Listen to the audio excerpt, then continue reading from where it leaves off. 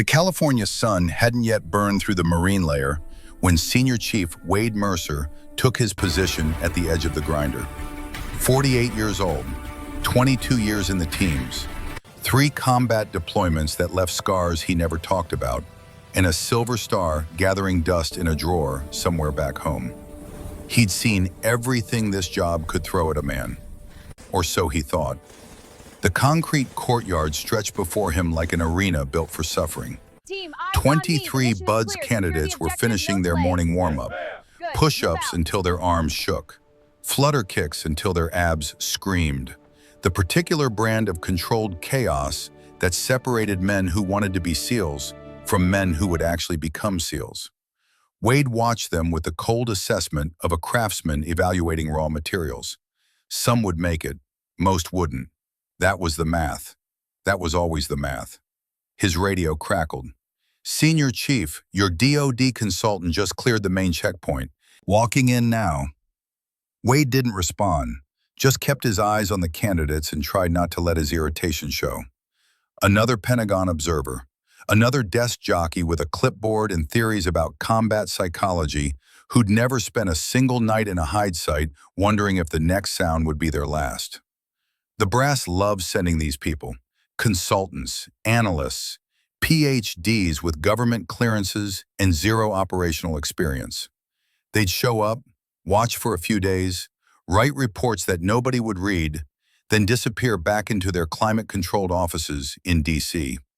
Wade had learned to smile, nod, keep them out of the way, and get back to the real work of forging warriors. The gate guard's voice came through again. "Senior Chief, she's about 30 seconds out." She. Wade's jaw tightened slightly. Not from prejudice.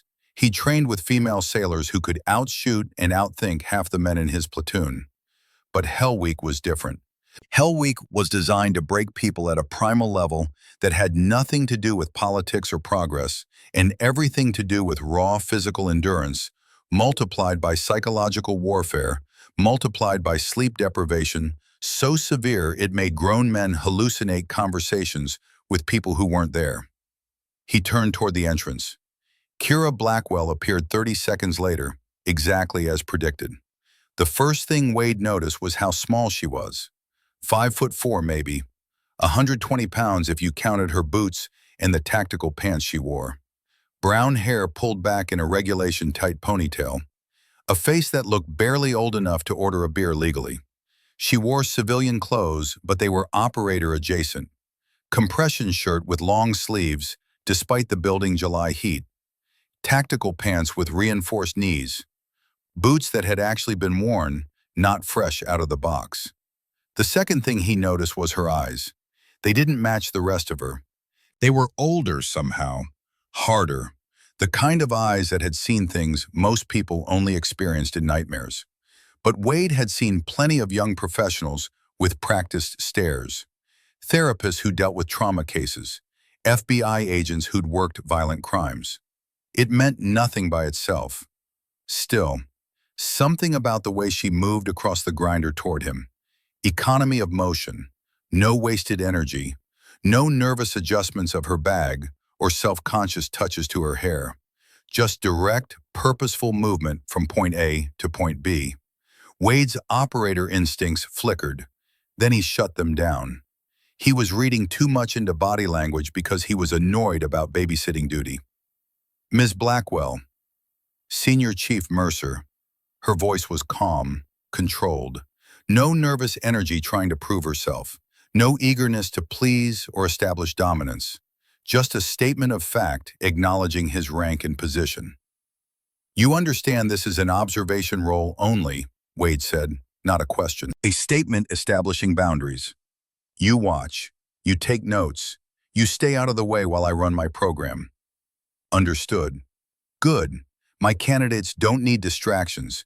They've got enough to worry about without—" "Actually," Kira interrupted, her tone still perfectly level, "I'd prefer to participate." Wade stopped mid-sentence. "Excuse me?" "Participate in the training. It's difficult to assess combat psychology from a distance. I need to experience what the candidates experience to understand the pressure points and braking mechanisms." For 3 full seconds, Wade just stared at her, trying to determine if this was some kind of joke, some test from his command to see how he'd handle an absurd request. Her expression didn't change. She was serious. "Ma'am," Wade said carefully, measuring each word, "with all due respect, this isn't a CrossFit class. Hell Week breaks professional athletes. It breaks special forces soldiers from other branches. It's broken men twice your size with 10 times your training background." "I understand." "Do you?" "Because the average candidate burns 10,000 calories a day during Hell Week. Sleeps maybe 4 hours total across 5.5 days. Half of them hallucinate by day 3. We're talking about sustained physical and psychological stress that pushes the human body past limits most people don't even know exist." "I'm aware of the statistics, Senior Chief." "Then you're aware that what you're asking is impossible." Kira's expression didn't change, but something shifted in her eyes. Not anger, not defensiveness, something closer to patience. Like she'd had this conversation before and knew exactly how it would end. "Senior Chief," she said, and her voice dropped slightly. Still calm, but with an edge underneath, a blade wrapped in silk. "I'm not asking permission. I'm informing you of my intention. My orders authorize full integration into training activities at my discretion. You can check with your command if you need confirmation." Wade felt his jaw tighten. He dealt with Pentagon observers before, desk jockeys who thought watching war movies qualified them to understand combat. But something about this one was different. The absolute certainty in her voice, the lack of hesitation or doubt. Most importantly, the fact that she'd said, "orders authorize," rather than asking if she could. Someone higher up the chain had already approved this insanity. "Fine," Wade said finally. "You want to participate, you participate. But when you ring that bell, and you will ring that bell, you do it quietly. No complaints, no excuses, no medical evacuations because you twisted an ankle or couldn't handle the cold water. Are we clear?" "Crystal." "Outstanding. Formations in 10 minutes. Try to keep up." He walked away, already dismissing her from his mind. She'd last 2 hours, maybe 3 if she was stubborn. By lunch, she'd be back in whatever air-conditioned office had spawned her, writing reports about how mean the instructors were and how the program needed to be more inclusive. Behind him, Kira watched him go. Her hand moved unconsciously to her left forearm, pressing against the fabric of her sleeve, against the ink underneath that no one here knew about. Not yet. The grinder filled with candidates, 23 men ranging from 22 to 29 years old. Former college athletes who'd been stars in their small ponds. Prior service Marines who'd decided the Corps wasn't elite enough. A few civilians who'd spent years preparing for this moment, training their bodies into weapons and their minds into steel. They stood in loose formation, nervous energy radiating off them like heat shimmer on asphalt. When Kira took her position at the end of the formation, the whispers started immediately. "Who's the girl?" "Some consultant, Pentagon Center." "She's doing Hell Week with us?" "No way she makes it past the first hour." Crew Donovan stood near the middle of the formation. 24 years old, 6'1", 200 pounds of muscle earned through 4 years in the Army Rangers.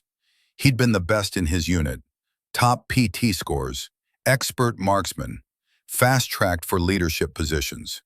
Then he decided being good in the Rangers wasn't enough. He wanted to be the best. So he'd put in his package for buds, got accepted, and showed up at Coronado, absolutely certain he was destined to wear the trident. Now he looked at the small woman at the end of the formation and felt something between amusement and contempt. He nudged the candidate next to him. Tyler Brennan, 22 years old. Prior service Navy, radio operator on a destroyer. Good kid, earnest, maybe a little too earnest. The type who took everything seriously and probably kept a journal where he wrote down inspirational quotes. $20, says she cries before lunch, Crew whispered. Tyler didn't respond immediately. He was watching Kira with an expression Crew couldn't quite read. Not mockery, Not pity, something closer to curiosity. I don't know, Tyler said quietly. Something about her is different. Different how? She weighs what, a buck 20? This program's designed to break men who bench press twice their body weight. Basic physics says she doesn't stand a chance. Maybe, Tyler said, but look at her eyes. Crew looked, and for just a moment, seeing what Tyler saw, he felt something cold touch the base of his spine. The woman's eyes didn't match her face. Her face said, college graduate, maybe a grad student studying psychology or sociology. Fresh, clean. The face of someone who'd lived a comfortable life in comfortable places. But her eyes said something else entirely. Wade appeared at the front of the formation. His voice cracked across the grinder like a whip. Listen up, this is Kira Blackwell. Civilian consultant from the Department of Defense. She'll be participating in selected training events.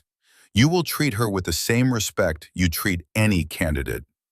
He paused. Let the silence stretch. Let them absorb the absurdity of what he just said. That means when she quits, and she will quit, you will not mock her. You will not laugh. You will maintain professionalism. Are we clear? Hoo-yah, Senior Chief! The response echoed across the concrete. Automatic, conditioned. The particular bark that SEAL candidates learn to produce on command. Outstanding. We're starting with the O course. Full combat load, 20 pounds. Move out. They moved.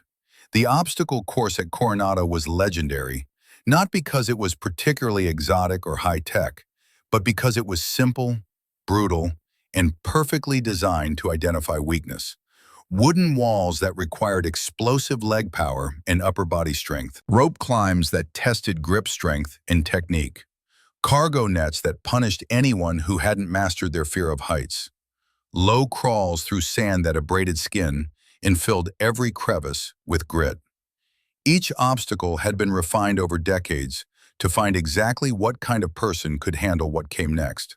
Not just physical capability, but mental toughness. The willingness to keep going when every muscle screamed to stop. The candidates hit it like they were fighting for their lives. All aggression, all determination, all wasted strength. They slammed into walls and fell back, slipped off ropes halfway up, got tangled in cargo nets because they were moving too fast without thinking about hand placement, burned themselves out in the first 3 obstacles, and limped through the rest on fumes and stubbornness. Kira watched them for the first 2 runs. Just watched, reading the course like it was a language she spoke fluently, identifying the efficient paths, the wasted movements, the places where technique would beat strength every single time. Then it was her turn. She stood at the start line for exactly 3 seconds, just looking, eyes tracking over each obstacle in sequence, running calculations that no one else could see. Then she moved. Where they used strength, she used technique. Where they forced their way through, she found the path of least resistance. At the first wall, 8 feet of vertical wood that most candidates attacked with a running jump, she didn't jump at all. She found handholds, tiny imperfections in the wood grain that most people would never notice. Placements that let her flow up the surface like water rising. No wasted motion, no struggle, just smooth, continuous upward movement until she was over and dropping down the other side. The rope climb was textbook, feet locked in a J-hook configuration that any mountaineer would recognize. Using her legs instead of burning out her arms, she was up and over in seconds, while candidates twice her size struggled halfway up, arms shaking, grip failing. The cargo net should have been her weakness. Height, exposure, the kind of obstacle that triggered fear responses in people who weren't comfortable with elevation. She moved across it like a spider. 4 points of contact at all times. Weight distributed perfectly, never committing to a new hold until the old one was secure. Fast, but controlled. Efficient to the point of being eerie. The low crawl was where she showed something different. She moved like smoke. Most candidates attacked it with aggression, driving forward with elbows and knees, churning through the sand like they could bulldoze their way across. It worked, but it was exhausting. A waste of energy on an obstacle that was really about discomfort tolerance rather than strength. Kira found the lowest path, the exact route where the crawl space was highest. She moved in a rhythm that ate distance without burning calories. Like she'd done this exact movement 1,000 times in places where moving wrong meant something worse than failure. She crossed the finish line at 4 minutes and 18 seconds. The display board showed the previous record, 4 minutes and 41 seconds, set 2 years ago by a SEAL candidate who'd gone on to DevGru. 23 candidates stared at the board, then at Kira, then back at the board. She walked to the water station, took one long drink, didn't say a word. Wade stared at the board like it had personally betrayed him, then at Kira, then back at the board. His mind was racing through possibilities, trying to explain what he just witnessed in terms that made sense. Maybe she was a competitive athlete, CrossFit Games level. That would explain the conditioning and technique. Except CrossFit athletes didn't move like that. They were strong, but they were aggressive. They attacked obstacles with power because that's what their sport rewarded. This woman had moved like an operator, like someone who'd learned efficiency in places where wasting energy meant dying. Lucky run, Crew muttered to the candidate next to him. Course is easier for smaller people, lower center of gravity. But his voice had lost its certainty, and he didn't offer to bet on whether she'd make it through the next evolution. Tyler Brennan pulled a small notebook from his cargo pocket, started writing. Wade noticed and filed it away. The kid was paying attention, taking notes. That was good. That was the kind of candidate who might actually make it. What Tyler wrote was simple. O Course 418, perfect technique, no wasted movement. This isn't athletic ability, this is training. Deep, professional training. Who is she? The afternoon brought surf torture. The Pacific Ocean in July was cold, not hypothermia cold, but cold enough to make muscles seize. Cold enough to make the mind start lying about how much more you could take. 58 degrees of salt water that felt like liquid ice when it crashed over your body in waves. Candidates lay in the surf zone, arms linked, waves breaking over them every few seconds. The water temperature was brutal, but the real torture was the duration. Minutes that stretched into eternities, bodies shaking, teeth chattering audibly in the salt air. The only easy day was yesterday, Wade's voice carried over the crash of waves. If you can't handle a little cold water, you don't belong here. Ring the bell. Go home. Nobody will think less of you. It was a lie, of course. Everyone would think less of them, including themselves. But it was the lie the program required. The psychological pressure point that separated people who could function through misery from people who would break. 2 candidates stood up within the first 10 minutes. Walked to the brass bell mounted near the grinder, rang it 3 times each. The sound echoed across the beach like a funeral toll. 21 remained. Kira lay at the end of the line. Her body was shaking like everyone else's. The cold didn't care about training or experience. It attacked nerve endings in core temperature with democratic brutality. But her breathing was controlled, steady. And she'd adjusted her position so the waves hit her at an angle rather than head-on. Such a small thing, but it reduced the impact, conserved energy, showed understanding of principles that took most candidates weeks to figure out, if they figured them out at all. Tyler Brennan lay next to her, 22 years old, small for a SEAL candidate, 5'8", 160 soaking wet, but determined, stubborn. The kind of person who decided to do this and wouldn't quit even if his body fell apart trying. Right now his body was falling apart. His whole frame convulsed with cold. His lips were turning blue. Hypothermia was still hours away, but the discomfort was maxed out. His mind was probably screaming at him to get out of the water, offering deals, rationalizations, ways to quit that wouldn't feel like quitting. Focus on your breathing. Kira's voice. Quiet, just loud enough for Tyler to hear over the surf. 4 seconds in, 4 seconds hold, 4 seconds out, 4 seconds hold. Box breathing.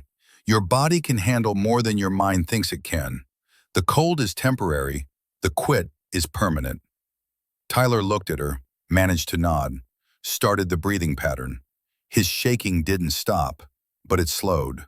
His eyes, which had been darting around looking for escape, steadied, focused on something internal rather than external. Wade noticed the exchange, filed it away. The consultant was helping a struggling candidate. Interesting. Most observers maintain professional distance, didn't get involved. This one was already teaching. 30 minutes later, the surf torture ended. 18 candidates remained. 3 more had wrung out during the evolution. Tyler was still there, looking half-drowned but alive. Outstanding, Wade announced. Water break. Then we moved to combat water survival. Pool, 20 minutes. The candidates groaned internally, but nobody made a sound. You didn't complain. Complaining was weakness. Weakness got you identified. Identified got you targeted. They moved toward the combat training tank. Crew walked past Kira, not quite close enough to be aggressive, but close enough to make a point. Not bad for a consultant, he said, but the pool's where the real SEALs separate from the tourists. Kira didn't respond, just kept walking. What's wrong? Crew continued. Cat got your tongue? Or are you saving your breath for when you start drowning? Crew, Tyler's voice, quiet but firm. Leave her alone. Crew stopped, turned, looked at Tyler like he just sprouted a second head. Oh, look, the consultant has a white knight. How cute. She helped me in the surf. That's more than you did. Something ugly flickered across Crew's face. The particular expression of someone who'd been called out for behavior they knew was wrong, but didn't want to acknowledge. Careful, Brennan. You're not even through day 1. Plenty of time for accidents to happen in the pool. Kira stopped walking, turned slowly to face Crew.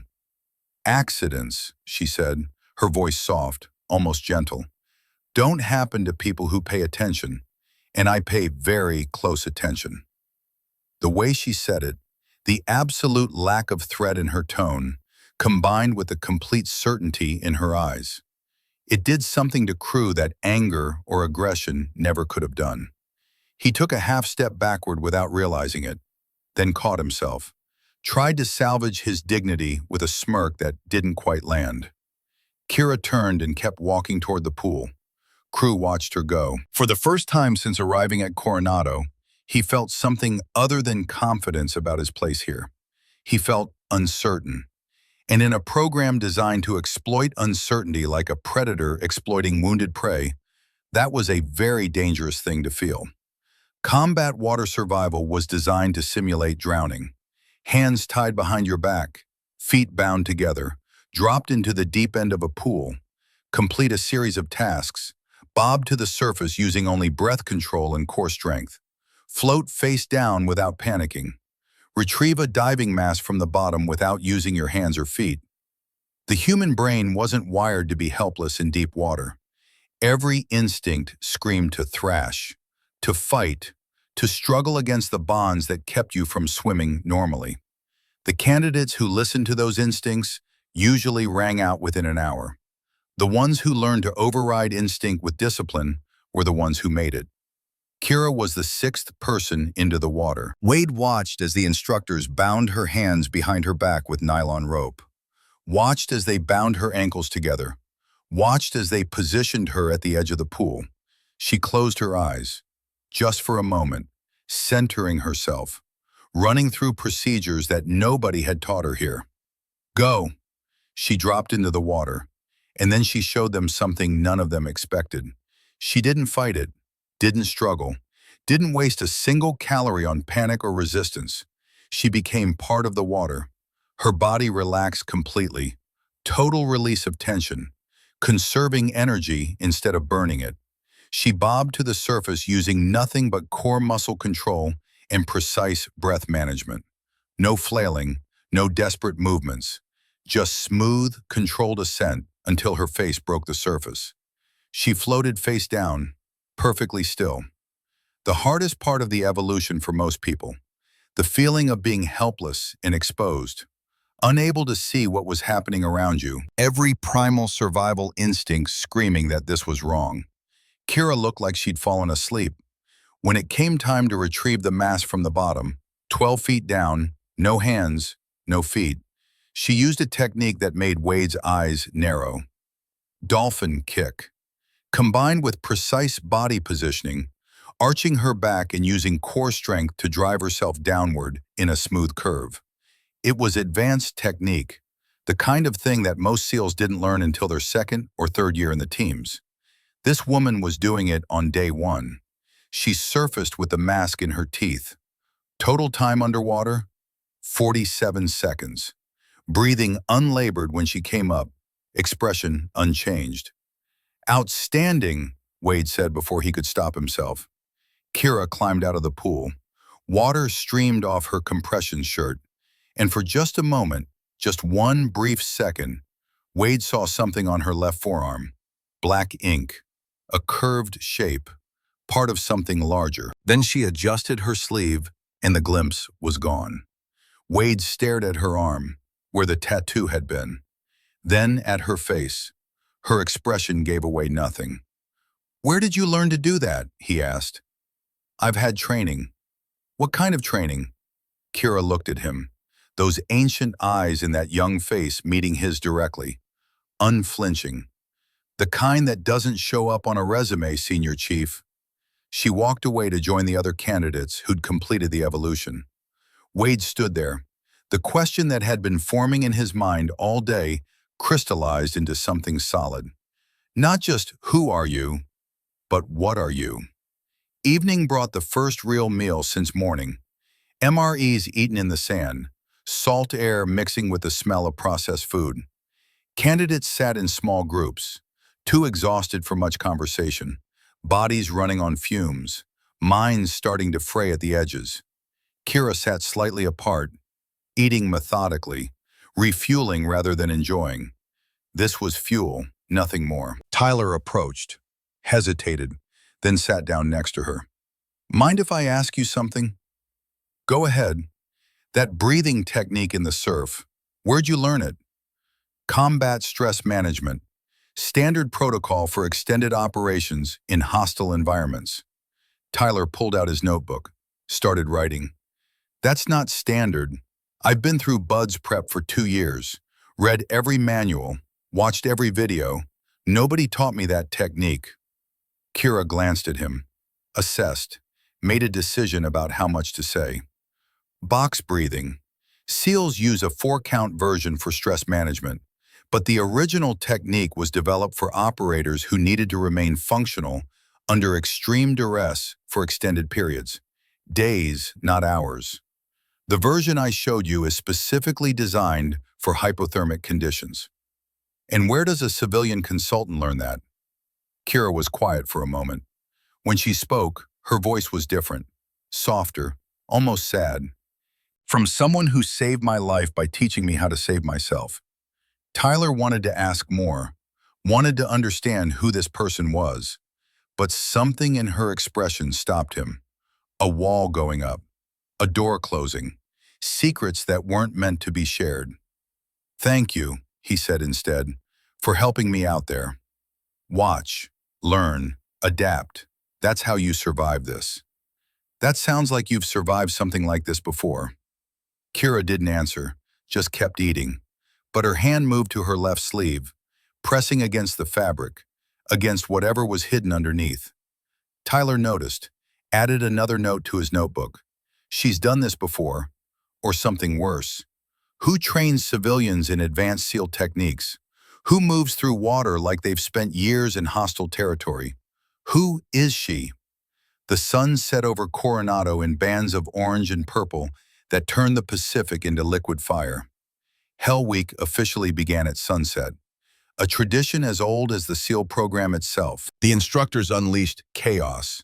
Smoke grenades turned the grinder into a gray nightmare where you couldn't see 3 feet ahead.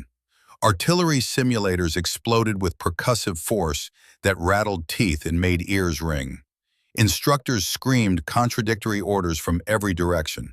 Hoses sprayed ice water in sweeping arcs. Total sensory overload, designed to simulate the confusion and fear of combat. The moment when everything falls apart and you have to function anyway or die. Candidates ran in every direction, some following orders, some freezing, some breaking down completely. 2 more rang the bell within the first 30 minutes. 16 remained. Kira moved through the chaos like she'd been born in it. When smoke obscured her vision, she navigated by sound, identifying actual commands from harassment by voice tone and authority level. When contradictory orders came from multiple directions, she identified the ranking instructor and followed his commands while ignoring everything else. When ice water hit her, she adjusted her position to minimize exposure while maintaining her assigned task. She didn't panic, didn't freeze, didn't waste energy on fear. She just kept moving, kept functioning, kept completing objectives like this was something she'd done 1,000 times before, in places where the stakes were real and the chaos wasn't controlled. Wade watched from the instructor platform, his expression increasingly troubled. This wasn't luck. This wasn't even exceptional athletic ability. This was training, deep, ingrained, professional training, the kind that didn't come from civilian sources. "Who is she?" he murmured to himself. The instructor next to him, Master Chief Rodriguez, 25 years in the teams, shook his head. "I've seen special operations soldiers from every branch wash out of this program. Delta guys, PJs, even a couple foreign special forces on exchange programs. Your point?" "My point is that none of them move like that on the first day. That woman moves like she's already been through something worse than Hell Week, something that made this look like a vacation." Wade pulled out his phone, scrolled through contacts, found a name he rarely called. Commander Patricia Webb, Naval Special Warfare Command, Intelligence Liaison. He stepped away from the platform, into relative quiet where the chaos was muted. Dialed. She answered on the third ring, her voice thick with sleep. "This better be good, Mercer. I need you to run a deep background check on someone. DoD consultant assigned to my training evolution. Name's Kira Blackwell." Silence on the other end, then a sharp intake of breath. "That name is flagged." Wade felt something cold settle in his stomach. "Flagged how?" "Flagged as in, don't ask questions about this person. Flagged as in her file requires clearance levels I don't have. Flagged as in, I'm going to pretend you never called and asked me about this." "Pat, listen to me, Wade. Whoever Kira Blackwell is, she's not a consultant. And whoever sent her to you wanted her there for a reason. A reason that's above both our pay grades. Who do I call to find out more?" "You don't.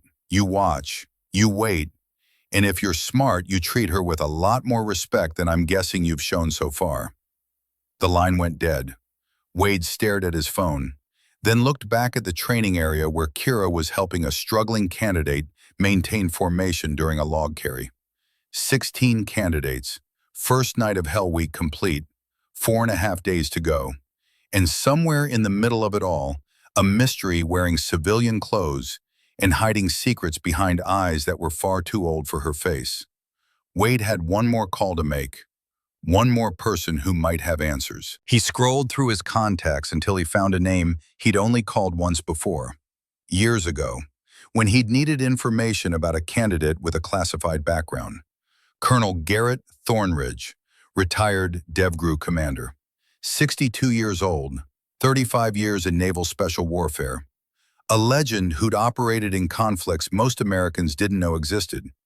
If anyone would know about a mysterious young woman with operator-level skills, it would be him. Wade dialed. The phone rang 4 times. He was about to hang up when a voice answered. Deep, authoritative. The voice of someone who'd given orders in the darkest places on Earth and expected them to be followed. "This is Thornridge." "Sir, this is Senior Chief Wade Mercer, Coronado Buds instructor. I'm sorry to call so late, but you have a consultant in your program named Kira Blackwell? Wade froze. How did you know? Because I've been waiting for this call. I'll be there tomorrow, 1400 hours. Don't do anything until I arrive. And Chief? Sir? Treat her with respect. What you're about to learn will change how you see everything. The line went dead. Wade stood in the darkness, the chaos of Hell Week continuing behind him. Smoke and water and screaming and men being broken down into their component parts to see what they were really made of. But all he could think about was that glimpse of black ink on a young woman's forearm. And the way she moved through water like gravity was optional. And eyes that had seen things they shouldn't have seen. Tomorrow, 1400 hours, Colonel Thornridge would arrive, and Wade would finally get answers. Dawn broke over Coronado like a wound opening in the sky. Red light spilled across the Pacific, turning the water into blood and copper. Day 3 of Hell Week. The candidates who remained looked like refugees from a war nobody had declared. Hollow eyes, skin rubbed raw by sand and salt water, bodies that moved on muscle memory alone because conscious thought had become too expensive to afford. 12 remained. 4 more had rung out during the night evolutions. The brass bell had sung its funeral song again and again through the darkness. Each time a man walked up those 3 steps, each time 3 rings echoed across the base, each time Wade watched another dream die. That was the job, breaking dreams to see what was underneath. Sometimes you found steel, sometimes just dust. Kira stood in formation with the others. She looked tired. Anyone would after 72 hours of sustained physical punishment and 4 hours of total sleep. But she looked functional, alert. Her eyes tracked the instructor's movements, anticipated commands before they were given, positioned herself to minimize wasted energy. Tyler Brennan stood next to her. His notebook was secured in a waterproof pouch on his chest. He'd filled 20 pages with observations, techniques, lessons that Kira had taught through action rather than words. Box breathing, efficient movement, reading terrain and water and chaos for the paths of least resistance. He was becoming something different than he'd been 3 days ago. They all were. But Tyler was learning faster because he was paying attention to the right teacher. Crew Donovan stood 3 positions down. The arrogance had been sandblasted off him by surf torture and smoke and running until his legs felt like they'd snap. What remained was raw, more honest. He'd stopped looking at Kira with contempt, started watching her with something closer to confusion mixed with respect.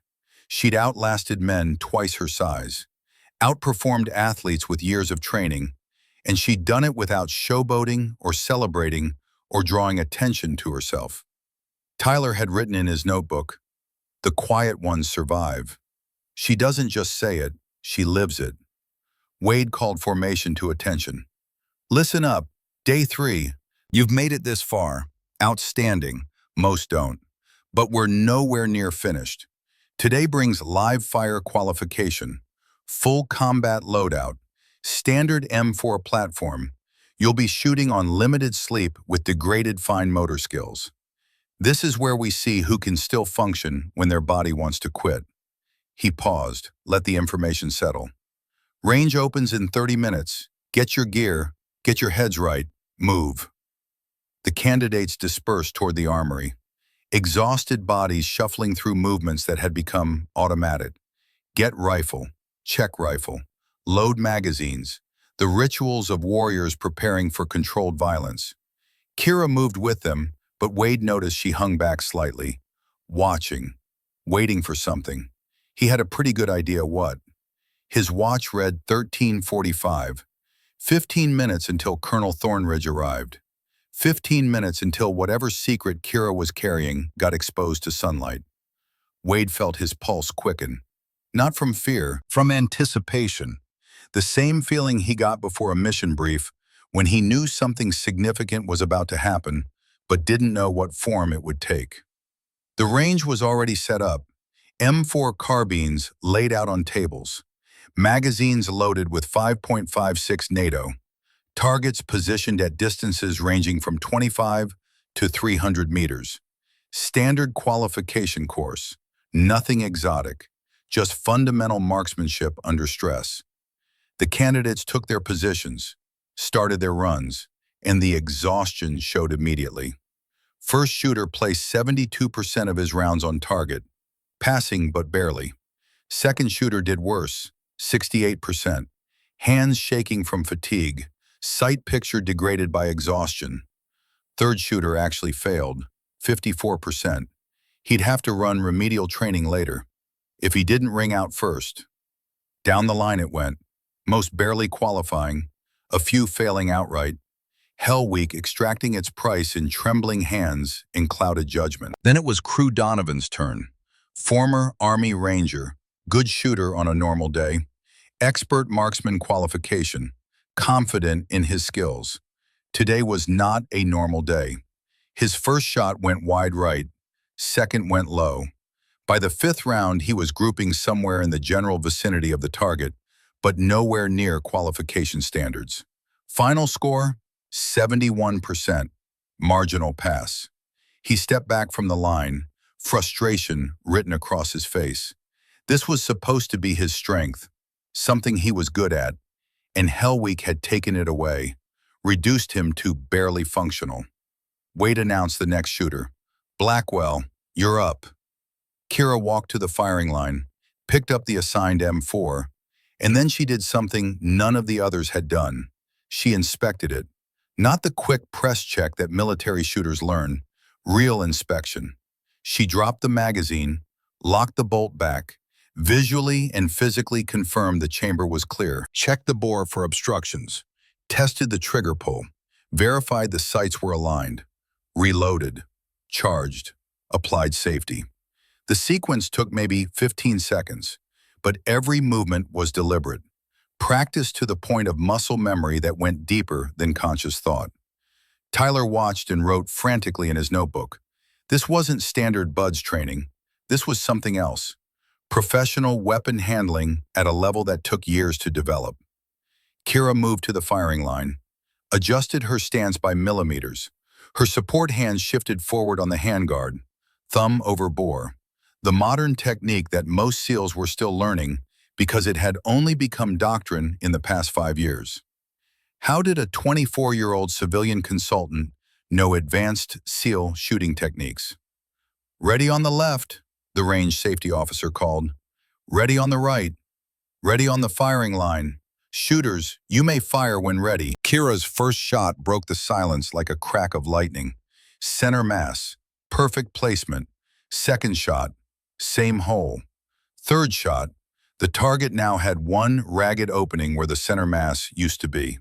She didn't stop at 5 rounds, didn't stop at 10.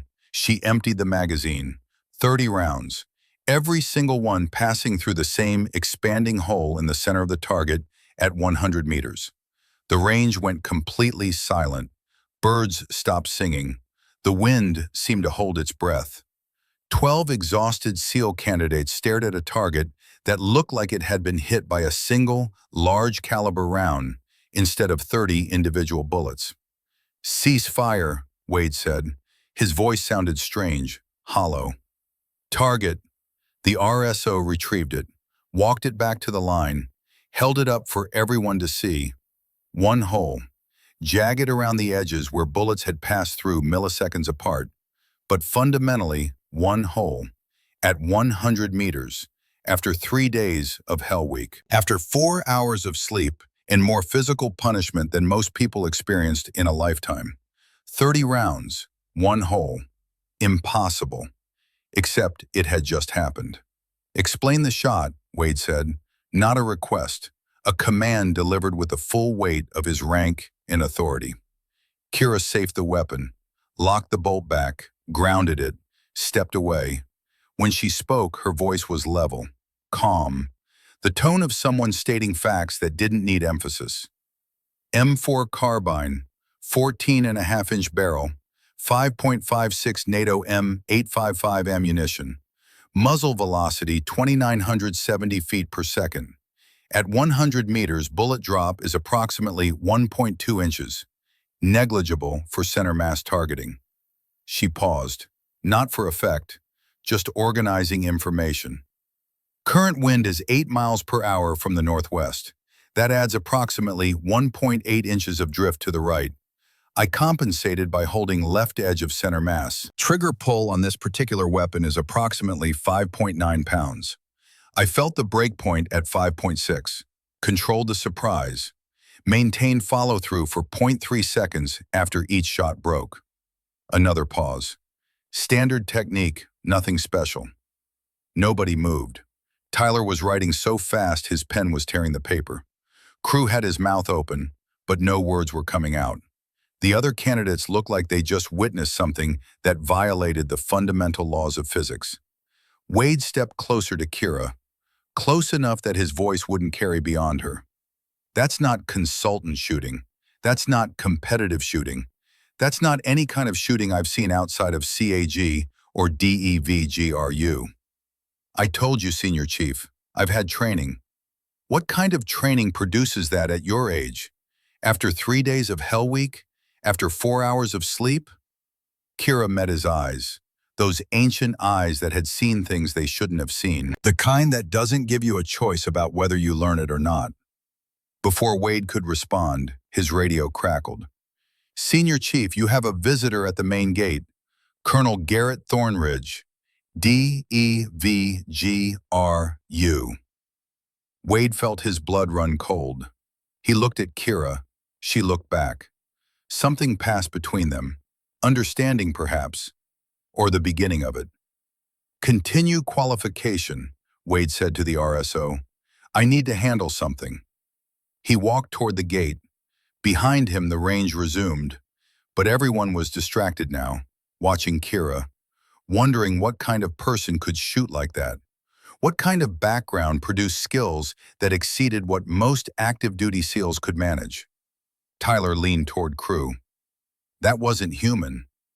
No, Crew agreed quietly. That was something else.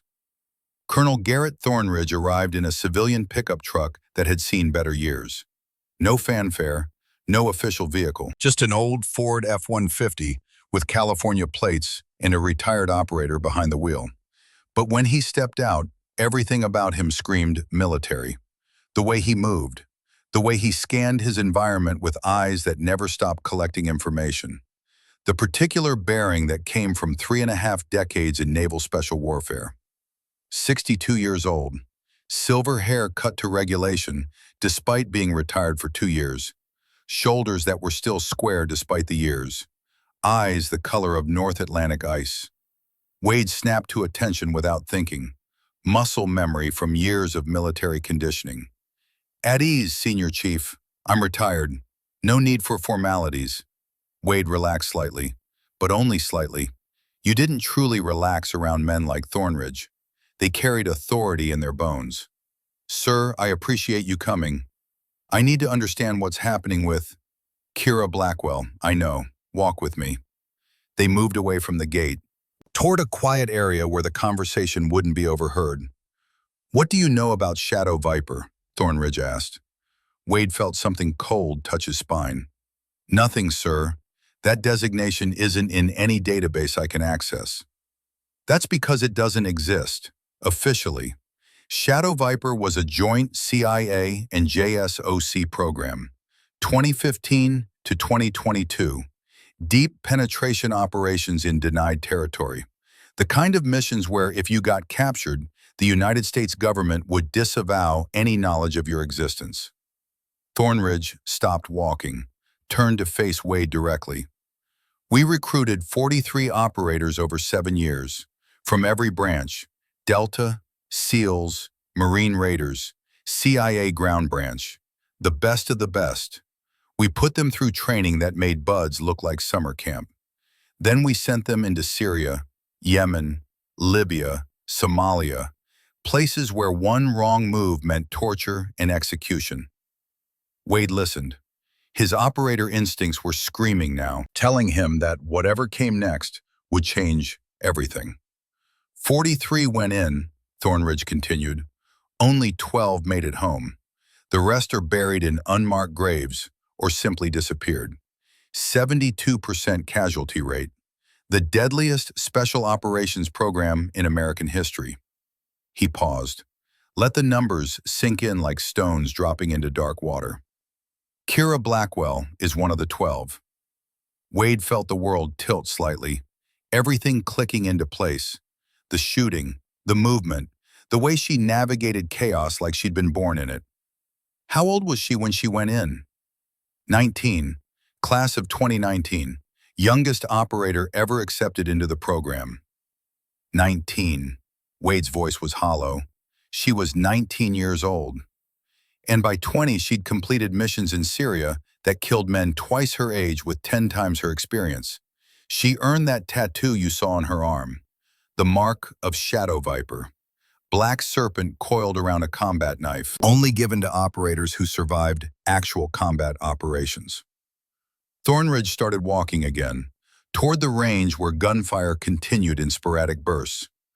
I need to tell your candidates what they're really dealing with, and you need to hear the full story, because what that young woman has been through will put everything you think you know about combat operations into perspective. They approached the range. Thornridge's presence was noticed immediately. Even in civilian clothes, there was something about him that screamed, "Flag officer." The candidates straightened unconsciously, adjusted their posture, recognized authority even when it wasn't announced. Wade called formation. Listen up. We have a distinguished visitor, Colonel Garrett Thornridge, retired DevGru commander, 35 years in naval special warfare. You will give him your complete attention. 12 candidates stood at attention, exhausted but focused. This was something different, something important. Thornridge walked to the front of the formation. His eyes swept across them, reading faces, assessing potential, seeing what Wade saw every day, but with the additional weight of decades operating at the highest levels of warfare. Then his eyes found Kira. They held for a moment, some communication passing between them that nobody else could interpret. Thornridge walked directly toward her. The candidates shifted nervously, unsure what was happening. Why a full-bird colonel was walking toward the civilian consultant. He stopped 3 feet from her, close enough to speak without shouting, far enough to maintain military formality. Roll up your left sleeve. 5 words, not a request. A command delivered with the full weight of 35 years of authority. The candidates held their collective breath. Kira hesitated, just 1 second. A flicker of something in her eyes, resignation perhaps, or acceptance that this moment had always been coming, that secrets couldn't stay buried forever. Then she reached down and began rolling up the sleeve of her compression shirt. The fabric pulled back inch by inch. The tattoo revealed itself like a secret being forced into daylight. A serpent. Black ink faded slightly by time, but still sharp in execution, coiled around a combat knife. The snake's body wrapped the blade from guard to tip, its head raised, fangs bared, ready to strike. Professional work, military precision, not decoration, documentation. Crew Donovan's face went white as paper. Tyler stopped breathing. Wade stood absolutely still. Thornridge leaned closer. His voice dropped to barely above a whisper, but in the absolute silence of the range, it carried like thunder.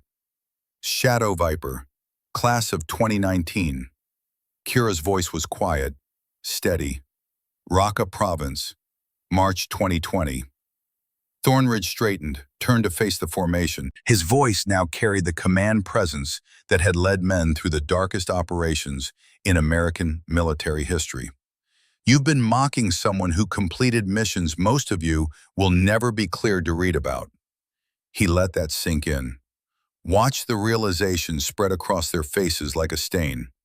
That mark isn't ink, it's a receipt, paid in blood and silence.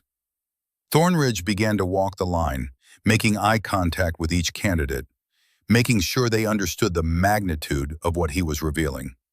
Shadow Viper Program, 2015 to 2022, CIA and JSOC joint operation, deep penetration into denied territory, zero footprint.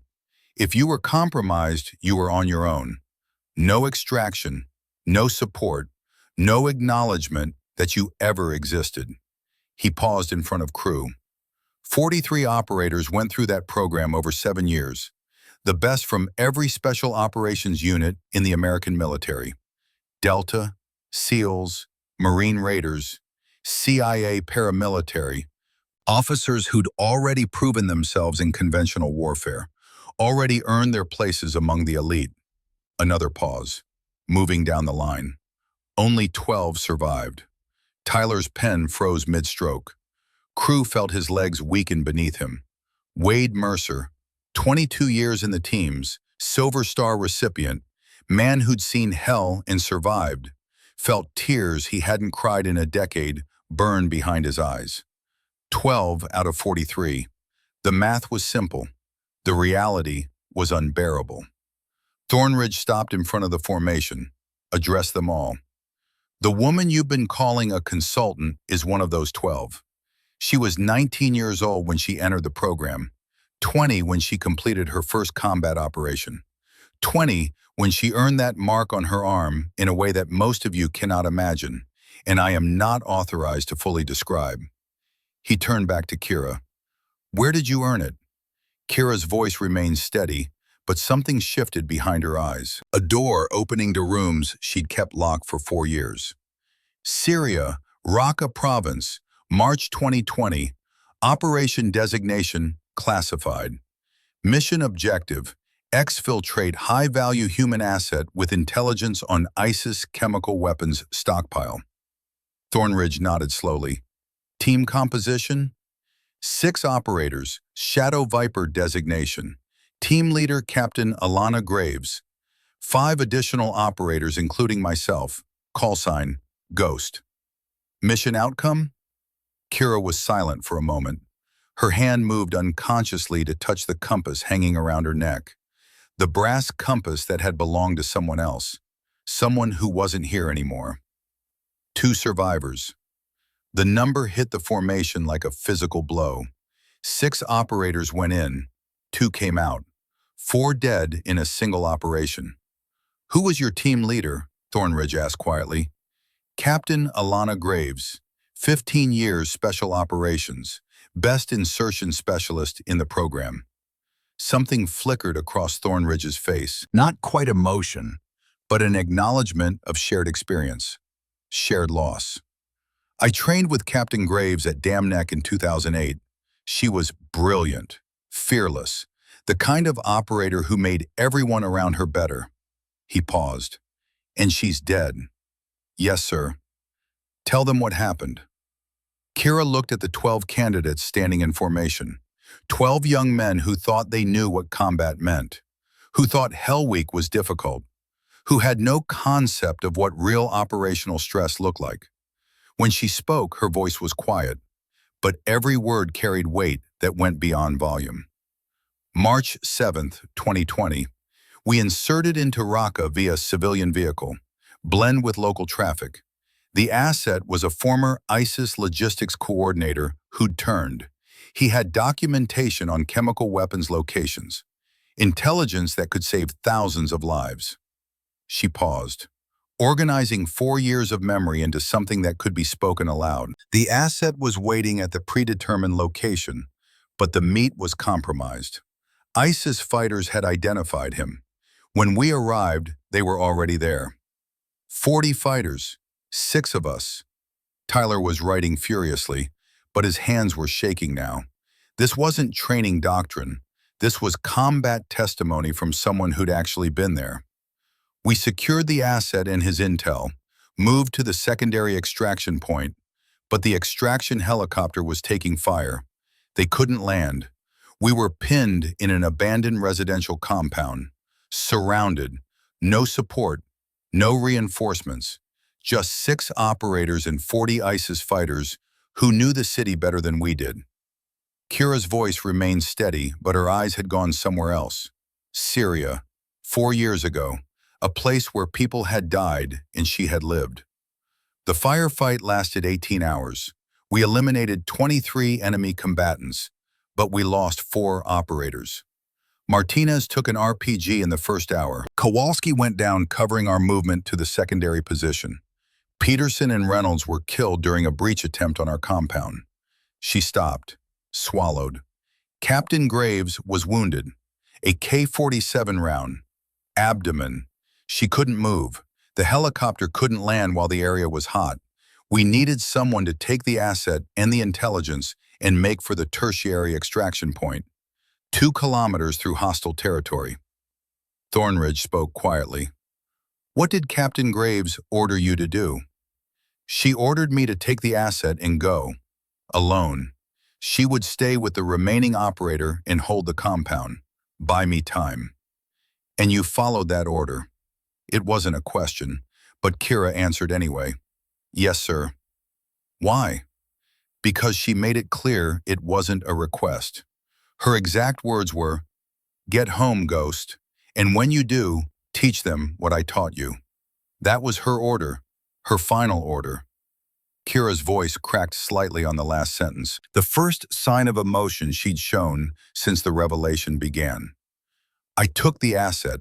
I took the intel. I moved through 2 kilometers of hostile territory with ISIS fighters searching for me. I made it to the tertiary extraction point. The helicopter picked us up. The asset provided intelligence that led to the neutralization of 3 chemical weapons facilities. She paused. 30 minutes after I was extracted, the compound where Captain Graves and Corporal Davidson were holding position was breached. Rather than be captured, Captain Graves detonated the charges we'd placed for emergency denial. The explosion killed her, Corporal Davidson, and 17 ISIS fighters who were attempting to breach. Silence. The kind of silence that has mass, that crushes everything beneath it. Tyler had tears running down his face. He didn't wipe them away, just let them fall while he wrote. Crew Donovan stood with his hands clenched at his sides. His face was a mask of something between horror and awe. Wade Mercer stood at attention with moisture in his eyes. Kira removed the compass from around her neck, held it up so they could all see. This belonged to Captain Graves. She gave it to me the night before the mission. Said every operator needs something that points them home, points them north, toward peace and safety and everything worth surviving for. She looked at the compass. The brass was warm from her body heat, worn from 4 years of being carried. I've worn this every day for 4 years, 3 months and 12 days. Not as decoration, as a reminder. I survived because someone better than me gave her life to make sure I could. The intelligence we recovered saved thousands of lives. Captain Graves's sacrifice mattered. She put the compass back around her neck, and she ordered me to pass on what she taught me. So when I got home, that's what I've been doing, teaching, spreading the knowledge she died to preserve, making sure the lessons bought in blood don't disappear when the operators who learn them are gone. Thornridge addressed the formation one final time. This woman has earned the right to be here in ways none of you can fully understand.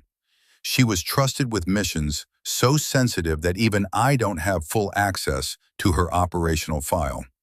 When the United States needed someone to go where no one else could go and do what no one else could do, they sent her. He looked at Wade. Senior Chief, do you have any questions about the qualifications of your consultant? Wade's voice was thick. No, sir. Outstanding. Thornridge turned back to Kira. Roll down your sleeve, operator. You've proven enough for one day. Kira complied. The tattoo disappeared back under fabric, but nothing else could be hidden now. The secret was out, the truth exposed. Everything was different. Thornridge addressed the formation one final time. Training resumes in 30 minutes. Use this time to reconsider everything you thought you knew about capability and appearance. The most dangerous people in the world rarely look the part. That's what makes them dangerous. He walked away, didn't wait for salutes, didn't look back, just crossed the range and disappeared toward the parking area like a ghost dissolving into California sunlight. The formation stood frozen. Wade's voice finally broke the silence. "Dismissed for water break. 30 minutes. Fall out." They scattered, but nobody went far.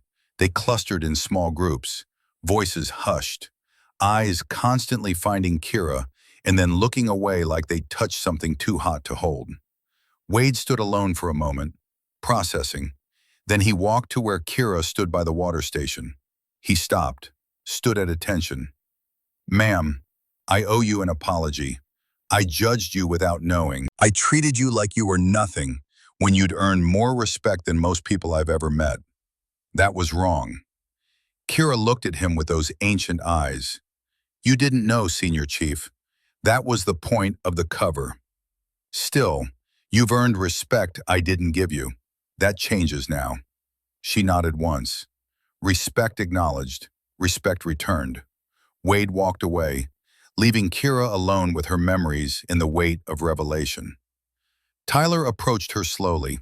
His notebook was still in his hand, but he'd stopped writing. Some things couldn't be captured in notes. 20 years old, he said quietly. "You were 20 years old in Syria." "Yes." "Younger than me." "Yes." "And you've already—" He stopped. Couldn't find words for what he wanted to say. "Already what?" "Already been through hell. Real hell, not this." He gestured at the range, at the training facilities, at the controlled suffering they'd experienced over 3 days. "This is just practice. You've been through the real thing." Kira looked at him. "This is practice for keeping people alive, Tyler. I went through the real thing so I could come back and teach others how to survive it. That's the point. That's always been the point. We don't survive just to survive. We survive so we can pass it on." "Is that why you're here?" "I made a promise to Captain Graves. I'm keeping it." Crew appeared at the edge of their conversation. His face had changed completely, the arrogance stripped away. What remained was raw and honest, but he didn't speak immediately, just stood there, wrestling with something internal. Finally, "I owe you an apology. I was out of line. I mocked you. I called you dead weight. I didn't know—" "You weren't supposed to know," Kira interrupted gently.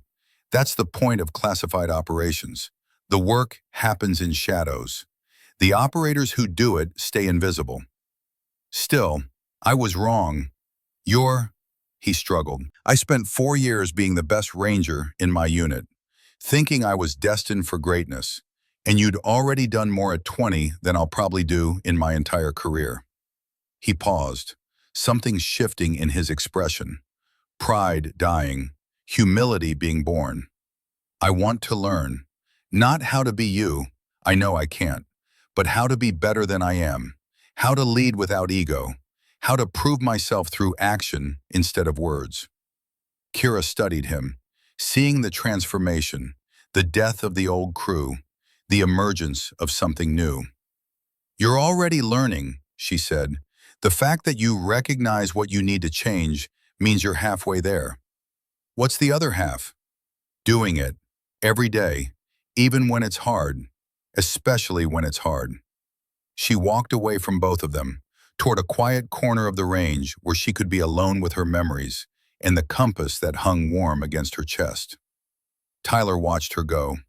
Crew stood beside him, both processing what they'd learned, both trying to reconcile the young woman who looked like she should be teaching elementary school with the combat veteran who'd survived missions that killed most of the people who attempted them. "She's the real thing," Crew said quietly. "Not just a good shooter, not just tough, the actual real thing." "Yeah, she's been teaching us since the moment she arrived. We just didn't know it." Tyler looked down at his notebook, at all the observations he'd made, the techniques, the lessons, the wisdom of someone who'd paid for knowledge in blood. "How to be quiet," he said. "How to be capable without being loud about it. How to prove yourself through action instead of words." They stood there in the California sun, watching the small figure at the edge of the range, processing the revelation that had shattered everything they thought they knew about combat and survival and what it meant to be an operator. Tomorrow would bring the final exercise, 72 hours of hunting and being hunted across mountain terrain, the ultimate test of everything they'd learned. But today they had answers that raised more questions. A young woman with ancient eyes and a tattoo that meant she'd survived something worse than death. And somewhere in the distance, Colonel Garrett Thornridge drove away from Coronado, knowing that he'd just changed 12 young men's understanding of what was possible. The truth had come out. The shadow had been exposed to light, and nothing would ever be the same. The briefing room was sparse in the way that military spaces always were. Folding chairs arranged in neat rows, a projection screen mounted on the wall, maps marked with terrain features and elevation lines, the smell of coffee and stress sweat mixing in air that had been recycled too many times. 12 candidates sat in those chairs. 3 days into Hell Week, and they looked like they'd aged 3 years. Hollow eyes, hands that trembled slightly even at rest. Bodies that had been pushed past normal human limits and were running on something deeper than physical conditioning. Will, stubbornness, the particular madness that made someone choose suffering when they could choose comfort. Wade Mercer stood at the front of the room. Behind him, Colonel Thornridge had taken a position against the wall, not leading, just observing, lending his presence and authority to what came next. Kira sat in the back row, same compression shirt, same tactical pants, the tattoo hidden again beneath fabric. But everyone knew it was there now. Everyone knew what it meant. The small woman who looked like she should be teaching kindergarten was actually a combat veteran who'd survived missions that killed most of the people who attempted them. The dynamic had shifted. The candidates no longer looked at her with skepticism or contempt. They looked at her with something closer to reverence, mixed with understanding. Not the fear of a predator, the respect for a warrior who'd earned her place through blood. Wade clicked a remote. The projection screen lit up with a topographical map. Final exercise briefing. Listen carefully because I'm only saying this once. 12 pairs of eyes focused forward. Even exhausted, even broken down, they could still pay attention when it mattered. Tomorrow at 0400, you will be inserted into the mountain training area. 72-hour survival and evasion exercise. Your objective is simple. Reach the extraction point without being captured or killed. He used a laser pointer to indicate positions on the map. Insertion point is here. Extraction point is here. 30 kilometers of rough terrain. You'll be hunted by an opposing force of veteran SEAL operators. They know the terrain. They have vehicles, communications, and thermal imaging equipment. You have what you're carrying and whatever you've learned in the past 4 days. Murmurs rippled through the candidates. This was it, the final test. Everything they'd endured led to this moment. Rules of engagement, simunition only. Hits to torso or head count as kills. 3 limb hits equal 1 kill. If you're killed, you sit where you fall until the exercise ends. Wounded candidates may continue if mobile. Only kills remove you from the exercise. No rescue, no second chances. Wade paused. Let the weight settle. Ms. Blackwell will accompany you as an observer and advisor. She can guide. She can teach. She cannot fight for you. This is your test, not hers. Tyler raised his hand. Senior Chief, what's the historical pass rate for this exercise? 60% make it to extraction. 40% fail. And what happens if we fail? You recycle to the next class. Start the entire program over from day 1. The stakes crystallized. 4 days of suffering, 72 additional hours of hell, and a 40% chance of having to do it all again. Thornridge stepped forward from his position against the wall. When he spoke, his voice carried the authority of 35 years in naval special warfare. I've observed this exercise conducted dozens of times. The candidates who succeed aren't the strongest or the fastest. They're the ones who think, who adapt, who work together instead of competing with each other. His eyes found Kira in the back row. You have access to someone who survived worse than anything this exercise can throw at you. Someone who operated in denied territory where the opposing force wasn't using simunition and there was no rescue if things went wrong. I suggest you use that resource wisely. He walked toward the door, stopped, turned back. One more thing. The opposing force for this exercise will be led by Master Chief Vincent Carver. 28 years in the teams, 3 deployments with DevGru. He's forgotten more about tracking and ambush tactics than most of you will ever learn. He will be hunting you with every intention of making you fail. Thornridge left without another word. The door closed behind him with a sound like a coffin ceiling. Wade looked at the candidates. Get some sleep. You'll need it. Formation at 0300. Dismissed. They filed out slowly, minds churning with possibilities and fears. Tyler lingered, waiting for Kira to rise. When she did, he approached carefully. Can we talk about how to survive tomorrow? Kira looked at him, at the notebook still clutched in his hand, at the determination burning beneath his exhaustion. Follow me. She led him outside to a quiet area behind the barracks. The evening air carried salt from the bay. Somewhere in the distance, the sound of waves marked time like a heartbeat that had been beating long before they arrived and would continue long after they left. Ask your questions, Kira said. Tyler opened his notebook, pages filled with observations and lessons and techniques he'd recorded over 4 days.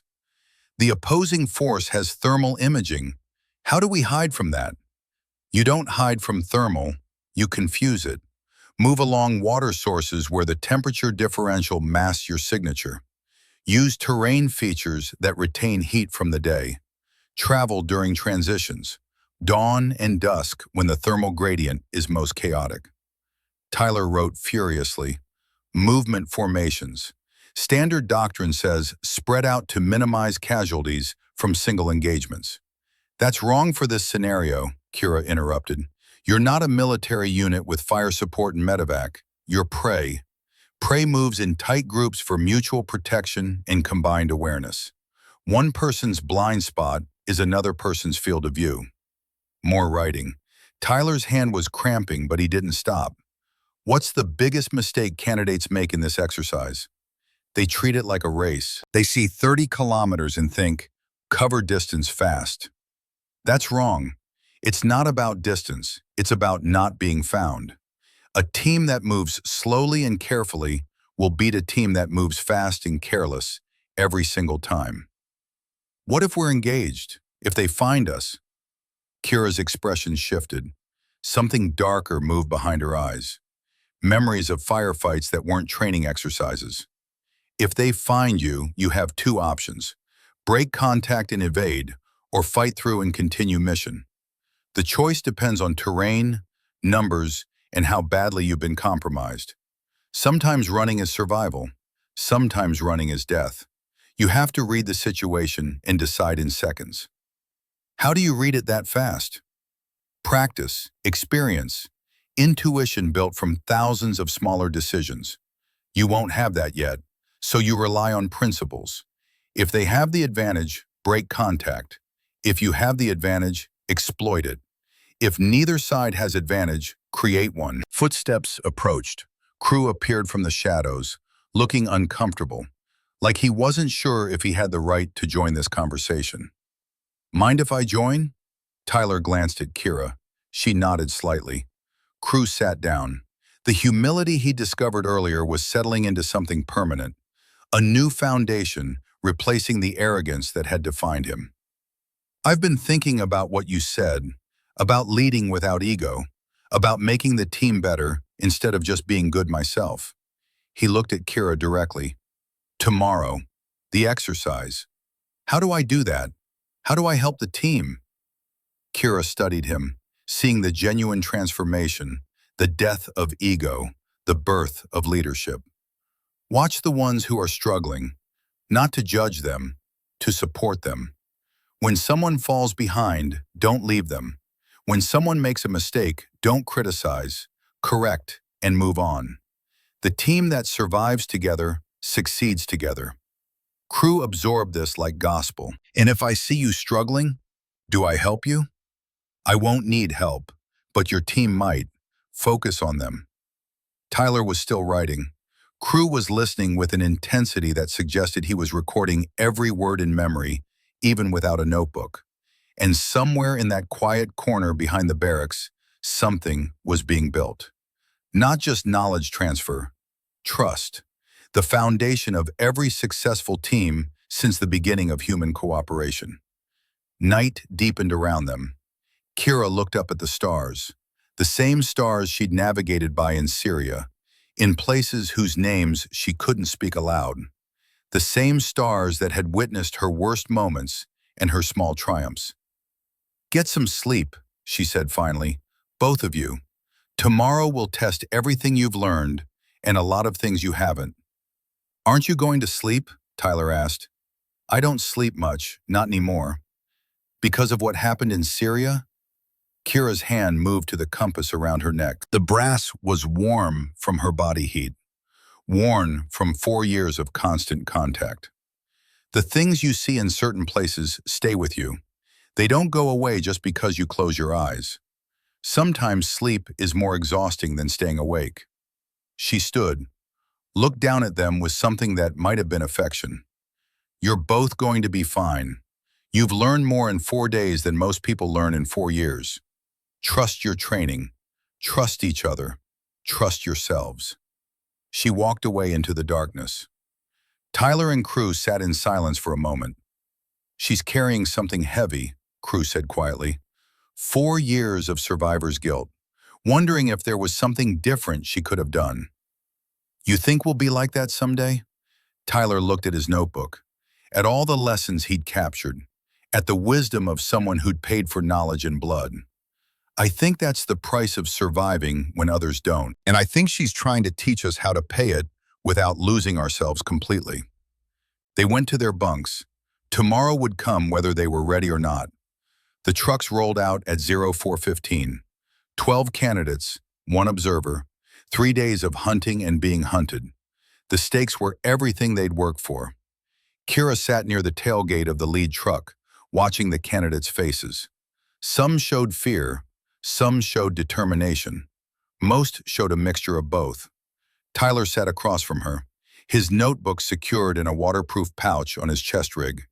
Everything he'd learned compressed into pages that might mean the difference between success and failure. Crew sat beside him. The former ranger had positioned himself not at the front, where leaders traditionally sat, but in the middle, where he could see everyone and help anyone who needed it. The transformation was remarkable. 4 days ago, he'd been certain he was destined to lead through dominance. Now he understood that leadership meant service. The truck stopped. Wade's voice came over the radio. Insertion point, 30 seconds, good luck. They dismounted into darkness. The mountain terrain stretched before them, invisible threats in every shadow, failure waiting behind every mistake. Kira gathered them in a tight circle. Her voice was barely a whisper. The opposing force will expect you to head directly toward extraction. That's the shortest route. It's also the most predictable. We're going to take a different path. Which path? Tyler asked. The difficult one, through the canyon system to the west. It adds 8 kilometers, but it gives us terrain advantage. OP4 vehicles can't follow us there. We'll be invisible. Crew nodded. I know that canyon. Trained there 2 years ago. It's rough terrain, but defensible. Exactly. You take point. Tyler, you handle navigation. Everyone else stay tight. No talking unless absolutely necessary. Hand signals only. They moved out. The first 3 hours went smoothly. Crew led them through terrain that would have stopped vehicles and slowed most infantry to a crawl. Kira guided from the rear, occasionally tapping shoulders to adjust positioning or pointing out potential threats before they became actual ones. The candidates were learning, adapting, becoming something more than they'd been. Dawn broke over the mountains in bands of orange and gold. They'd covered 9 kilometers, 21 remaining, 62 hours left. Then the first shot cracked through the morning air. A candidate named Martinez grabbed his shoulder. Orange paint bloomed across his uniform like a wound opening. "Contact left!" crew shouted. Chaos erupted. Some candidates dove for cover, others froze. Two tried to return fire without identifying targets. Kira's voice cut through the panic like a surgeon's scalpel. "Cease fire! Break contact! Fall back to the ravine! Now!" They ran. Not gracefully, not professionally, but they ran. More shots cracked behind them. Another candidate went down. Peterson, a former Marine who'd been struggling since day 2. Both eliminated from the exercise. 10 remaining. They reached the ravine, collapsed against rocky walls, breathing hard, pulse racing, fear written across every face. Kira appeared among them, not breathing hard, not afraid, just calm, controlled. "What went wrong?" Crew spoke first. "I didn't see them. They were positioned above us, using the ridge for cover. I walked us right into their kill zone." "What should you have done differently?" "Scouted the high ground before committing to the route. Never let the enemy have terrain advantage." "Good, learn it, don't forget it." Tyler raised his hand like they were in a classroom instead of a combat exercise. "How did they find us?" "We were careful." "You were careful by training standards. They were careful by operational standards. There's a difference. The OPFOR has done this dozens of times. They know the terrain. They know the likely routes, including the unpredictable ones. They were waiting because they knew eventually someone would try exactly what we tried." "So what do we do now?" Kira pulled out a map, pointed to their current position. "They expect us to continue west. That's the logical response. Keep moving toward the objective. Avoid the contact zone." She paused. "We're not going to do that." 10 exhausted faces looked at her with confusion. "What are we going to do?" Kira looked at each of them in turn. 10 people who were learning what it meant to survive under pressure. "We're going to do something they won't expect. We're going to hunt them." Silence. Then Crew spoke. "You want us to ambush the people who just ambushed us?" "Yes." "That's insane. Predictable gets you killed. We need to be unpredictable. Are you with me?" Tyler nodded first, then Crew. One by one, the others followed. "Good. Move out in 5 minutes. And remember, the team that thinks together survives together." The next 12 hours were the longest of their lives. Kira's plan was audacious to the point of madness. Instead of continuing toward extraction, they circled back, retraced their steps, found the OPFOR position that had ambushed them, and set up their own ambush. 3 hours of waiting, absolute silence, muscles cramping, insects crawling, the sun beating down, every discomfort magnified by exhaustion and stress. Then the OPFOR team appeared. 4 veteran operators moving through terrain they'd already cleared, confident, searching for candidates they assumed were still running. Tyler gave the signal. 10 weapons opened fire simultaneously. The OPFOR team went down in seconds. Orange paint covering their tactical vests. The team leader, a master chief with 30 years of experience, stood up slowly, looked at the candidates who just ambushed him, started laughing. "Well played. I did not see that coming." Crew stepped forward. "Thank you, Master Chief." "Don't thank me. Thank whoever taught you to think like that." His eyes found Kira in the shadows. "That was your idea, wasn't it?" "It was a team decision." "Sure it was." He shook his head, still smiling. "There are 2 more OPFOR elements between you and extraction. They know what happened here. We radioed it in. They'll be ready for you." "We'll be ready for them," Kira said quietly. The Master Chief nodded. Something like respect flickered in his eyes. "Good luck, candidates. You're going to need it." He walked away with his team. The candidates stood in the aftermath of their first victory. First proof that they could be hunters as well as prey. Tyler turned to Kira. "That was incredible. We actually beat them." "You beat them. I just suggested the tactic. You executed it. But you knew they'd come back through. You knew they'd underestimate us. I knew they'd be predictable. Even are. Operators often are. They've been doing this so long they forget that unconventional solutions exist. You use that against them. Crew was grinning for the first time in days. We're actually going to make it. We can do this. Kira's expression didn't change. We've covered 12 kilometers, 18 to go, 2 more Op 4 teams waiting, 46 hours remaining. Don't celebrate yet. The grin faded. Reality reasserted itself. Move out. We've given away our position. We need distance before they reorganize. The second day brought new challenges. One candidate, Reynolds, the youngest of the group, started hallucinating. Sleep deprivation combined with physical exhaustion had pushed his brain past its limits. He kept seeing things that weren't there, hearing voices that didn't exist. Kira recognized the signs immediately. Tyler, crew, flank him. Keep him moving. Talk to him constantly. Don't let him drift. Is he going to be okay? Tyler asked. He'll be fine once he sleeps, but that won't happen until we reach extraction. Until then, keep him grounded. Keep him connected to reality. They took turns walking beside Reynolds, talking to him about anything and everything. Family, sports, food, anything to keep his mind anchored.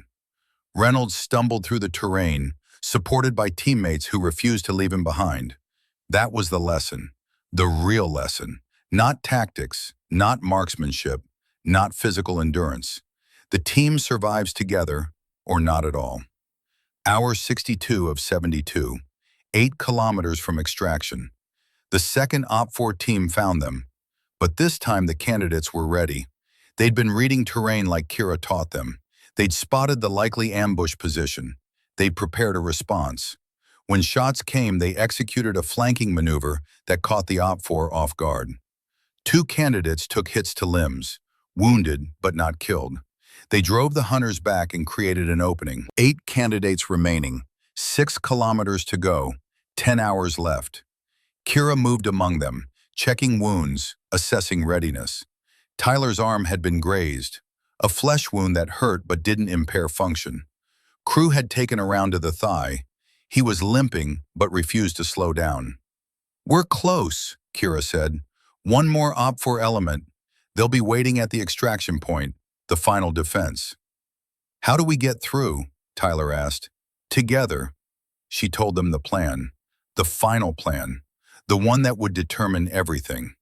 But before they moved, Kira paused, looked at the 8 faces around her, exhausted, wounded, but unbroken. For a moment, she was back in Raqqa, watching her team prep for an operation that would kill most of them. Captain Graves organizing their defense, the smell of smoke and blood and fear. The guilt rose like bile.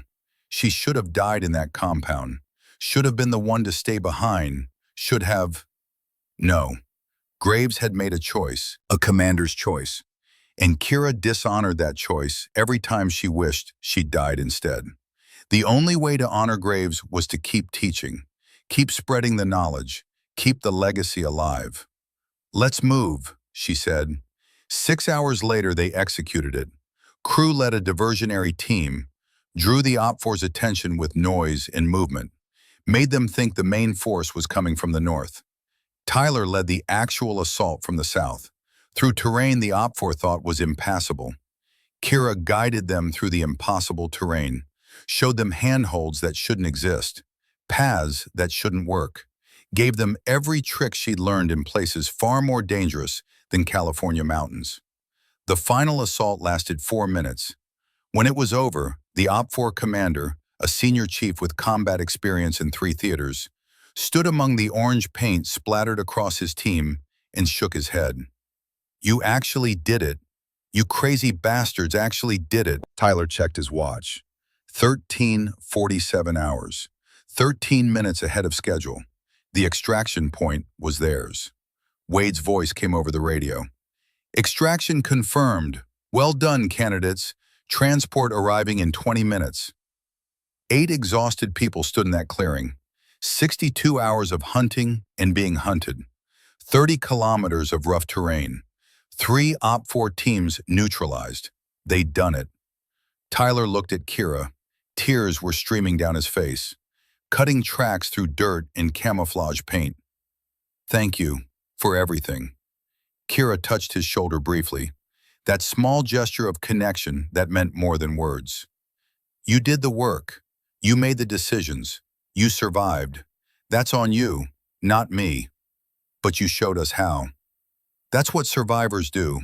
We pass it on. Crew limped over. His face was a mask of exhaustion and triumph. Will we see you again after this?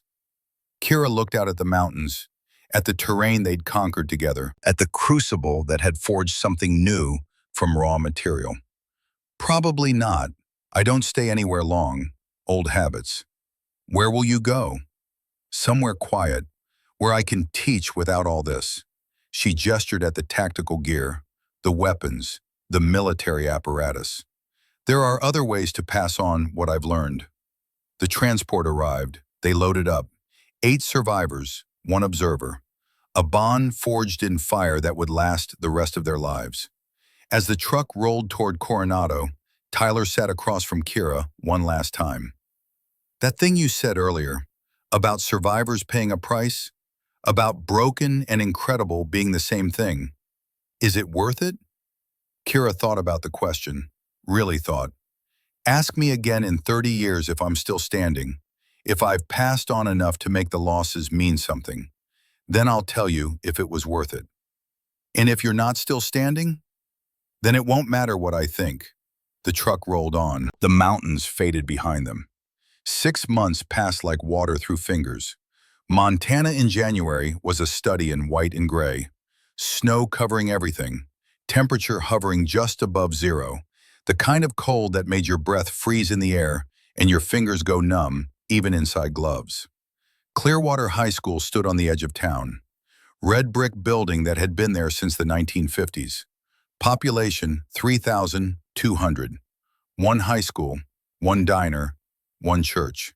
The kind of place where everyone knew everyone and strangers were noticed immediately. Kira had been noticed when she arrived 6 months ago, then accepted, then slowly embraced. She taught psychology in room 204, 3rd floor, a classroom filled with teenagers who had no idea that their teacher had killed more people than they'd met in their entire lives. That was fine. That was the point. The bell rang. Students filed out. Kira gathered her materials, prepared for the next class. A knock on the doorframe. Principal Morrison stood there looking uncertain. Ms. Blackwell, there's someone here to see you. He says he's a former student. Kira's instincts flickered. Former student. She'd only been here 6 months. Unless... He's wearing a military uniform, Morrison continued. A lot of medals. He asked for you specifically by name. Kira felt her heart rate spike. Where is he? Conference room B. She walked fast, not running but close. The conference room door was closed. She opened it without knocking. Tyler Brennan stood inside. He was different, older, harder. The baby fat of his early 20s replaced by lean muscle. His dress uniform bore the insignia of a Navy lieutenant. His chest carried ribbons that told stories of deployments she could only guess at. But his eyes were the same intensity, the same intelligence, the same hunger for understanding. Tyler, Ms. Blackwell, he smiled, a real smile, the kind that came from genuine joy. Or should I say, Kira, how did you find me? I have friends in intelligence. It wasn't easy, but I was motivated. She stepped closer, studied his face, read the lines that hadn't been there before, the shadows behind his eyes that spoke of things seen and done. You've deployed 3 times. Syria, Yemen, one I can't talk about. And you survived. My team survived because of what you taught me. The words hit her like a physical force. 6 months of normal life. 6 months of pretending she was just a psychology teacher in a small Montana town. And now this. Proof that the lessons had taken root, that Captain Graves's legacy was spreading. How many? she asked quietly. 12. 12 lives saved because I remembered what you said about thinking instead of reacting, about the team surviving together or not at all. Tyler reached into his pocket, pulled out a small leather case. I brought you something. He opened it. Inside, nestled in velvet, was a Navy Achievement Medal. This was awarded to me after our last deployment, for actions that saved my team during an ambush that should have killed all of us. He paused. It belongs to you. I didn't earn that. You earned it more than I did. Those lessons you taught in Coronado, they became real in the mountains of Yemen, in firefights that lasted hours, in moments when everything was falling apart, and the only thing that kept us alive was your knowledge. He held out the case. Please take it. Kira looked at the medal, at the recognition of valor that had been earned in her name, with her knowledge, because of her teaching. Her hand trembled as she reached for it. Tyler, you don't have to say anything. I just wanted you to know. I wanted you to see that the promise you made to Captain Graves, it wasn't just words. It became real. Your lessons saved lives. Her sacrifice mattered because you made it matter. Kira's eyes burned. She hadn't cried in years, hadn't allowed herself the luxury of tears. But now, standing in a conference room in a small Montana town, holding a medal that proved her mentor's sacrifice had meant something, the tears came. Tyler stepped forward, wrapped his arms around her, held her while 4 years of grief and guilt and determination finally found release. Thank you, she whispered. Thank you for finding me. Thank you for telling me. Thank you for teaching me. Thank you for being the person Captain Graves knew you could be. They stood there for a long moment, teacher and student, survivor and survivor. Two people bound by shared knowledge and shared purpose. Finally, Kira stepped back, wiped her eyes, regained control. How long are you in town? Just today. I have to report back to Virginia tomorrow. Virginia? Tyler smiled. Colonel Thornridge offered me a position, training officer at Dam Neck, teaching the next generation what you taught me, the knowledge spreading, like circles on water. Crew became an instructor at Coronado. He's teaching your lessons to every class that comes through. Reynolds went to DevGru, Martinez and Peterson. He paused, realizing, wait, they were eliminated in the exercise, but they both graduated. They're training special operations forces now. The knowledge you gave us, it's spreading. Kira thought about ripples, about stones dropped in water, about effects that traveled farther than you could see from where you stood. Captain Graves would be proud. She'd be proud of you. You kept your promise. Kira touched the compass around her neck, still warm, still pointing north. I kept one promise. There are others still waiting. What do you mean? She looked at him, at the man he'd become, the warrior, the leader, the carrier of knowledge that would ripple outward through generations. Colonel Thornridge offered me a position 6 months ago, after the graduation ceremony. He wanted me to stop hiding, to do this officially, with support, with resources. And you said you needed time to think. Yes. Have you decided? Kira walked to the window, looked out at the Montana mountains, at the peaceful life she'd built, at the students who had no idea what she'd been before she came here. I thought I wanted normal. After everything I'd been through, I thought peace was the answer. Quiet, anonymity, a place where my past couldn't follow me. She paused. But the past always follows you. The question isn't whether you carry it, you always will. The question is what you do with it, whether you let it bury you or whether you use it to build something. She turned back to Tyler. I think I'm ready to stop hiding. His face lit up. You're going to take Thornridge's offer. I'm going to call him tonight, tell him yes. That's incredible. The training command could use someone like you, someone who's been there, someone who knows what it really costs. I'm not doing it for the training command. I'm doing it for Captain Graves, for the promise I made, for the knowledge that needs to keep spreading. Tyler nodded slowly, understanding. honoring. She'd be proud, so proud. I hope so. I'll never know for sure, but I can keep trying to be worthy of what she gave me. They talk for another hour, about his deployments, about crew and the others from Class 342, about the ways the lessons had evolved as they passed from person to person, adapting to new contexts, new challenges, new threats. When it was time for Tyler to leave, they stood in the school parking lot, two warriors saying goodbye. "Will I see you again?" Tyler asked. "If you end up at Dam Neck, probably. Thorn Ridge's offer involves the East Coast training facilities.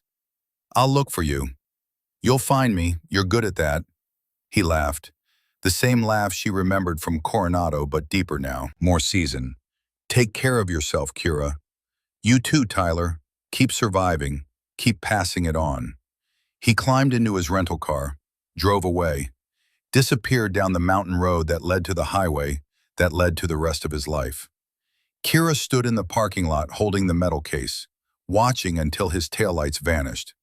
Then she walked to her own car, started the engine, but didn't drive immediately. Instead, she sat in the darkness of the Montana parking lot, snow falling in lazy spirals through the cone of a streetlight. The metal case rested on the passenger seat. The compass hung warm against her chest. 4 years, 3 months, 12 days since Raqqa. She could still smell the smoke, still hear the explosion that killed Captain Graves and Corporal Davidson and 17 ISIS fighters. Still feel the weight of that compass being pressed into her palm the night before the mission. "Every operator needs something that points them home, Ghost." Graves's voice, clear as if she were sitting in the passenger seat instead of a metal case. Kira touched the compass through her shirt. "I'm going home, Captain," she whispered. "Not running anymore, not hiding. Going back to do what you asked. Teach them. Pass it on. Make sure you didn't die for nothing." The snow fell. The engine idled. And for the first time in 4 years, Kira felt something shift inside her chest. Not the crushing weight of survivor's guilt. Not the hollow ache of loss. Something lighter. Something that felt almost like peace. Not peace from forgetting. Peace from purpose. She put the car in drive. 2 weeks later, Kira stood in front of her first Dam Neck class. 30 of the best operators in the United States military. And she was ready. Not because she'd stopped being broken. She'd always carry Raqqa with her. Always see Graves's face. Always wonder if there was something different she could have done. But now she understood what Graves had known all along. Survivors don't survive by forgetting. They survive by transforming their survival into something that matters. She rolled up her sleeve, showed them the serpent, and began to teach. "My name is Kira Blackwell. I'm 24 years old. Some of you heard rumors about me. What matters is this. I'm here to teach you things that aren't in any manual. Lessons learned in places that don't exist on maps you've seen." 30 pairs of eyes locked onto the ink, onto her, onto the promise it represented. Shadow Viper, class of 2019. This mark means I survived something that killed most of the people who attempted it. It means I've been where you're going. It means I know what it costs to make it back. She let her sleeve fall back down. "Over the next 6 weeks, I'm going to show you how to survive. Not by being stronger or faster or braver, by being smarter, by thinking when everyone else is panicking, by adapting when the plan falls apart, by trusting your teammates when you can't trust anything else." She picked up a marker, wrote 3 words on the whiteboard behind her. Think, adapt, survive. The quiet ones survive. That's the first lesson. The most important lesson. Everything else builds on that foundation. She looked at each of them in turn, seeing past the confidence to the uncertainty underneath, the fear they were all hiding, the questions they were afraid to ask. "We start tomorrow at 0500. Get some sleep. You're going to need it." She dismissed them, watched them file out, some whispering, some silent, all of them processing, adjusting their expectations, preparing for whatever came next.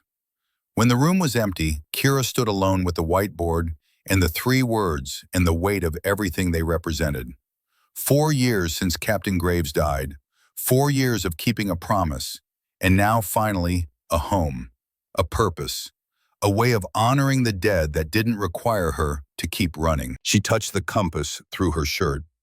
I did it, Captain. I found a place where I belong, where the knowledge can keep spreading, where your sacrifice keeps meaning something. Outside, the Virginia evening was cool and clear, stars beginning to appear, the same stars she'd navigated by in Syria, the same stars that had witnessed her worst moment and her gradual healing. A car was waiting in the parking lot. Tyler leaned against it, grinning. First day go well? You're supposed to be on leave. I extended, figured I'd be here for your first week. Make sure you're settling in. Kira walked over, stood beside him, looked up at the stars. Thank you for finding me, for showing me that it was time to stop hiding. Thank you for being someone worth finding.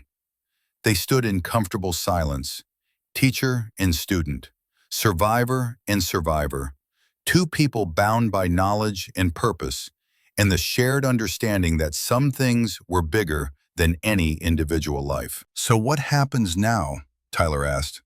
Now I teach, for real, for as long as they'll let me. And then?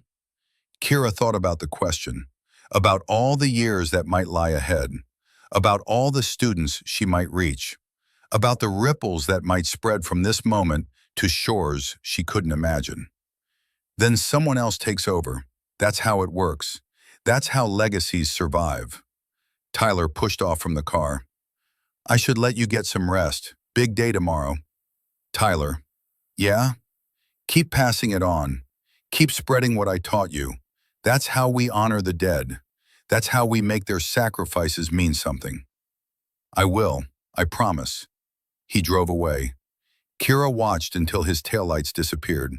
Then she walked to her own car, started the engine, headed toward the small apartment she'd rented near the base.